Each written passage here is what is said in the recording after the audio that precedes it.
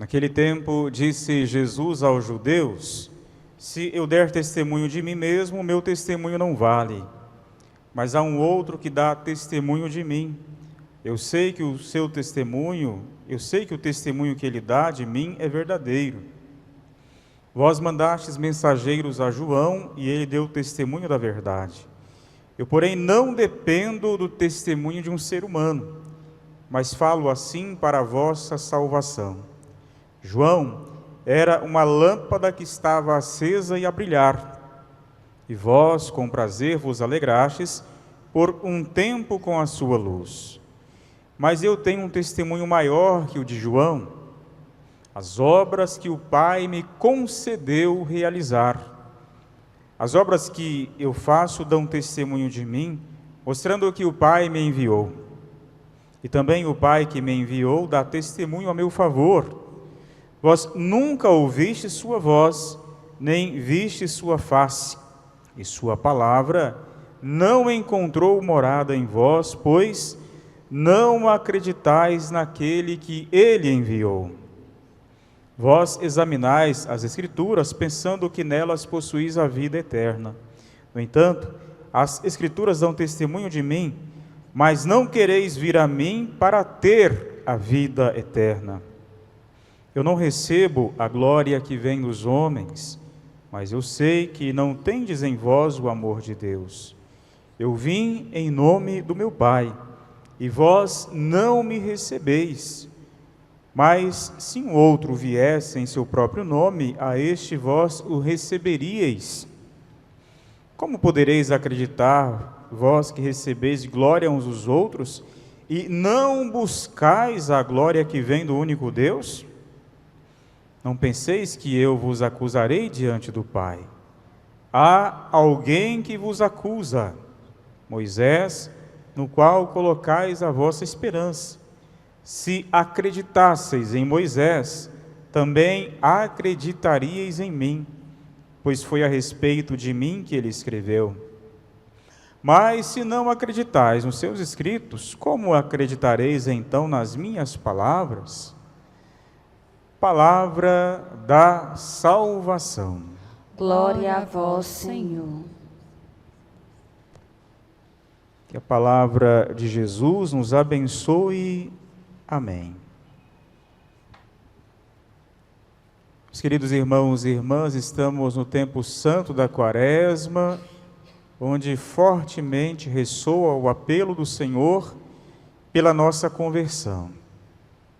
O que ouvimos na primeira leitura do livro do Êxodo, bem como no Santo Evangelho de João, muitas vezes é um retrato da nossa própria vida, da nossa alma, que insiste, por vezes, em recusar ouvir a voz do Senhor, praticar a sua santa vontade. Já na primeira leitura, no tempo de Moisés, as pessoas que tinham sido libertas da escravidão pelo poder de Deus, depois de um tempo se esqueceram dele, fizeram um bezerro de metal fundido e começaram a adorar esta imagem. E diante deste equívoco grandioso, Moisés precisa interceder pelo povo, porque Deus deseja educar este povo por meio de um castigo. Povo de cabeça dura, dura cerviz. Tudo aquilo que Deus tinha feito, manifestando tanto amor, pareceu um nada neste momento, porque começaram a adorar falsos deuses, se esqueceram, se equivocaram, começaram a trilhar caminhos tortuosos. A isso nós chamamos pecado, esta recusa para o agir e o amor de Deus em nossas vidas. Ai desse povo se não fosse a intercessão preciosa de Moisés, o clamor, a oração confiante, como quem diz assim: Senhor, dá mais uma chance, eu vou tentar anunciar o vosso amor e a vossa palavra. E no Evangelho algo semelhante acontece. Cristo aparece para os judeus que já tinham visto tantos sinais, tantos prodígios do Cristo, e insistem em recusá-lo. Por isso que ele fala que ele dá testemunho pelas suas obras do próprio Pai. Ele não precisa de nenhum testemunho humano, pois ele é a verdadeira luz. E mesmo o Senhor vindo, convidando, chamando aqueles homens e mulheres, eles colocam obstáculos, se recusam. Por isso que eu dizia que a imagem do povo lá na primeira leitura da antiga aliança e deste povo que está diante da luz verdadeira que é Jesus, muitas vezes fotografa a nossa própria alma, que tendo tantos sinais, e por excelência o sinal do amor de Cristo na cruz, o sinal que hoje nós acolhemos pela divina Eucaristia, por vezes tendo tantos sinais, tantas bênçãos, nós ainda insistimos em não ouvir a voz do Senhor. Por isso, o Senhor fala que quem não escuta a voz de Deus, não poderá ver a sua face. Assim como os anjos decaídos não quiseram obedecer à voz do Senhor e foram precipitados, não puderam contemplar a face de Deus, na qual residia a mais sublime e pura verdade e felicidade.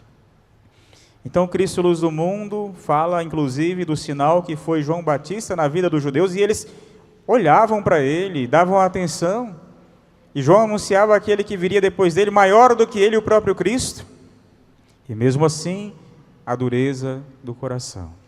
Olhemos para nós, meus irmãos e irmãs. A palavra de hoje fala fortemente, convidando-nos a fazer um exame de consciência. Os nossos pecados, as nossas faltas nos afastam do Senhor Deus. Quando, por exemplo, de forma muito prática, nós não queremos viver da palavra, praticar os mandamentos da lei do Senhor, da lei da sua santa igreja, vamos vivendo como se não houvesse amanhã, como se não chegasse o dia em que todos e cada um de nós, crendo ou não, deveremos prestar contas a Deus. Então tratemos, queridos irmãos e irmãs, de permitir que o Senhor Deus, que revela a nós o seu amor de forma plena em Jesus, seja adorado no altar do nosso coração e vida. Não coloquemos no lugar de Deus coisas, pessoas, situações. A quando der, eu me preocupo com essa história de fé, de espiritualidade, de igreja. Estou muito ocupado agora. Cuidado para não estar deste modo adorando o bezerro de metal fundido, viu? Do prazer, do poder, do ter. Só muda a figurinha. De repente você fala assim, não estou adorando o bezerro não, padre. Mas pela vida concreta e prática, está colocando no altar de Deus coisas, pessoas, situações, e se esquecendo do Senhor. Por isso, esta palavra aqui fortemente deve ecoar na vida de quem quer caminhar na luz de Deus. Eu vim em nome do meu Pai, e vós não me recebeis, denuncia Jesus. Que esta Santa Quaresma nos ajude a reconhecer nossos pecados e faltas, a buscarmos a misericórdia do Senhor e a recomeçarmos.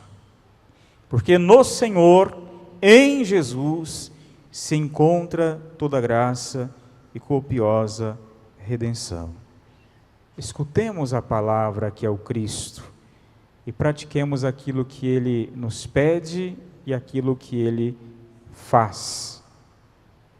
Que nós possamos correr na direção do amor que primeiro nos amou e dar o nosso sim, a nossa resposta generosa, crendo em Deus, amando-o sobre todas as coisas e traduzindo também isso na vida dos irmãos e irmãs, como nos pedem os mandamentos do Senhor.